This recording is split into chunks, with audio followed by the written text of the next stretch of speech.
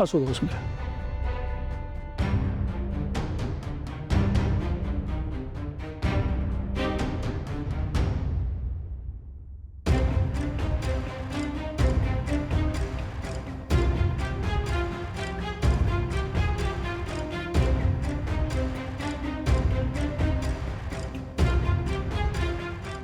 ते नाही गुरुजी, ही संपत्ती पत्रिका हातात घेतल्यापासून तुम्ही शांतच बसलेले आहात. नाही म्हणजे सगळं ठीक तर आहे ना? माझ्या संपतच्या जीवाला धोका तर नाही ना? धोका तर वाटतोय.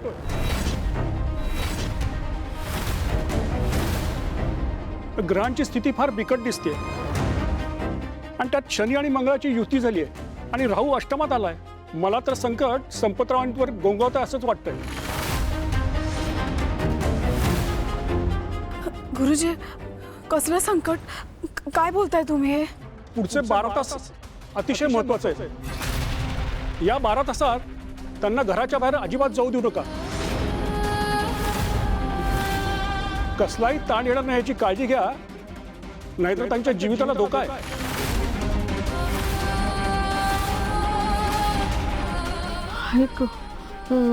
अंबाबाई, हे बाई, हे काय माझ्या संपतच्या आयुष्यात वाढून ठेवलेस बाई तू. गुरुजी, अहो पण गुरुजी, या दोषावर काहीतरी उपाय असेल ना? नाही म्हणजे होम हवन, पूजा, अन्नदान वगैरे. गुरुजी, तुम्ही सांगाल तो उपाय आम्ही करायला तयार आहोत. हो, 101 गरीब लोकांना अन्नदान करा. आणि हो, त्यांना कसलाही ताण येणार नाही याची काळजी घ्या.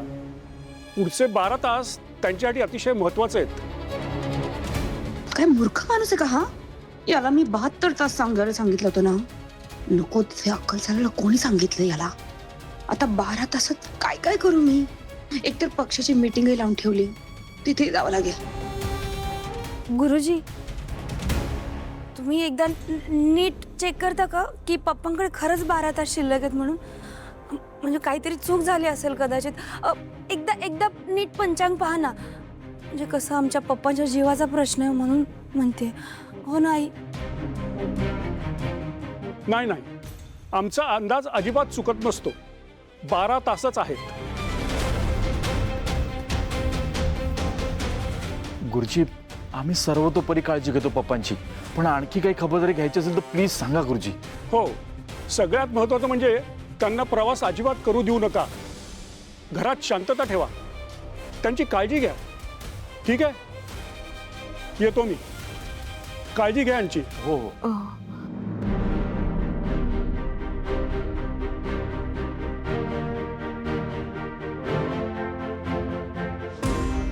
मी गुरुजींना सोडून आले.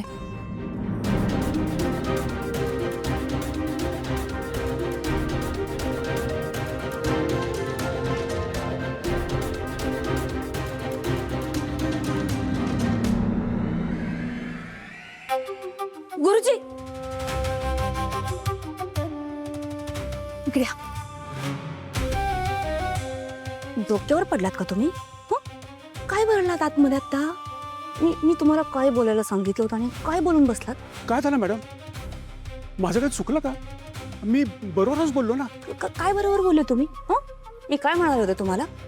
की घरच्यांना सांगायचं की संपतरावांकडे शेवटच्या 72 तासात. मग हे 12 तास कुठून आले मध्येच? सॉरी मॅडम, माझ्याकडून चुकून बोललं गेलं. अहो काय झालं, पण समोर ते संपतराव आजी सगळेच बसले होते ना, त्यामुळे मी खोटं बोलू शकलो नाही. हो, त्यामुळे मी घाबरलो. माफ करा मॅडम. माफ करा काय? तुमच्या या एका चुकीमुळे माझा सगळा प्लॅन फिसकटलाय. आता काय करू मी? मॅडम, मी आता एक काम करू का? आतमध्ये जातो आणि आता त्यांना सांगतो चुकून झालं माझ्याकडून. 12 तास नाही, 72 तास आहेत तुमच्याकडे असं सांगतो त्यांना. चालेल? तुमची अक्कल पाजळू नका. तुम्ही जर आतमध्ये जाऊन घरच्यांना असं सांगितलं ना तर सगळे माझ्यावर संशय घेतील. तुमच्याशी बोलून काय अर्थ नाही. एक काम करा, हे घ्या तुमचे पैसे, जा. नीलांबरी, खूप कमी वेळ राहिला तुझ्या हातात. त्या पक्षाची मीटिंग लावून ठेवली आहे आणि त्या मीटिंगला जाणं तर खूपच गरजेचं आहे. नाही पण आता ही संधी सोडून चालणार नाही. पप्पांचा तर गेम होणारच.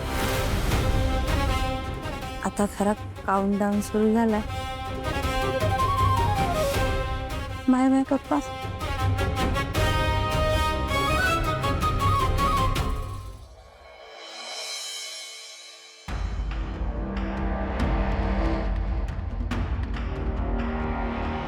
वेंकी, ही डॉक्युमेंट्स आणि जयंतचं बँक स्टेटमेंट्स तू मिळवलेस ना, खूप चांगली गोष्ट केली आहे. आपल्याला काहीतरी पुरावा नक्की सापड. तू नीट बघ, नीट बघ तू. मी पण शोधतो.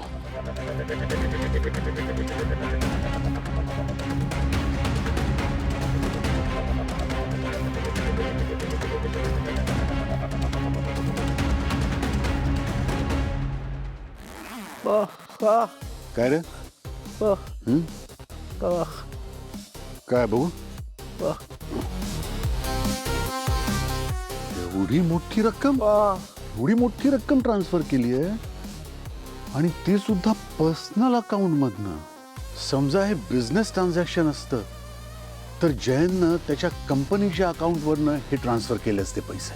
हा, पण हे पर्सनल अकाउंट मधनं केलंय आणि एवढी मोठी रक्कम म्हणजे वेंकी, अरे आणि तारीख हीच तारीख आहे ज्या दिवशी आपण रजिस्ट्रेशन केलं होतं. हा, त्या दिवशी काय असेल नक्की?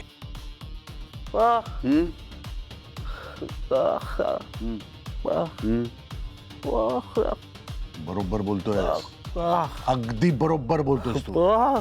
एवढी मोठी रक्कम म्हणजे काहीतरी घोळ आहे नक्कीच. हा, हे बघ, उद्या आपण वकील साहेबांकडे जाऊ ना, त्यांना ही गोष्ट सांगूया. वेंकी, तू आणि लक्ष्मी, तुम्ही दोघेही सतत माझ्या पाठीशी असताना म्हणून मी कुठल्याही संकटावर मात करू शकतो.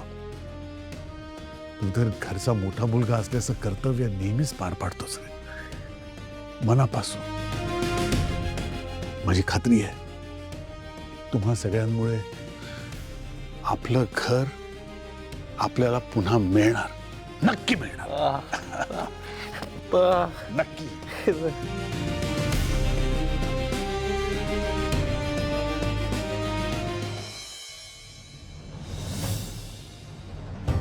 पाणी ठेवलंय. हं?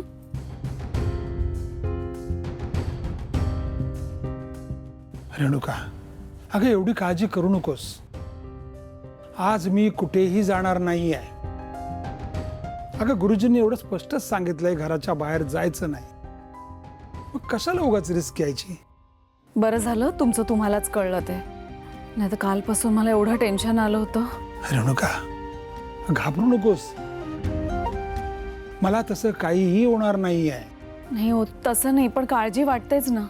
गेल्या काही दिवसांपासून इतक्या गोष्टी विचित्र घडतायत ना घरात. तुम्हाला काही झालं तर? रेणुका, आत्ताच तुला सांगितलं ना, मला काहीही होणार नाही आहे. अगं आज दिवसभर मी घरात आराम करणार आहे, समजलं?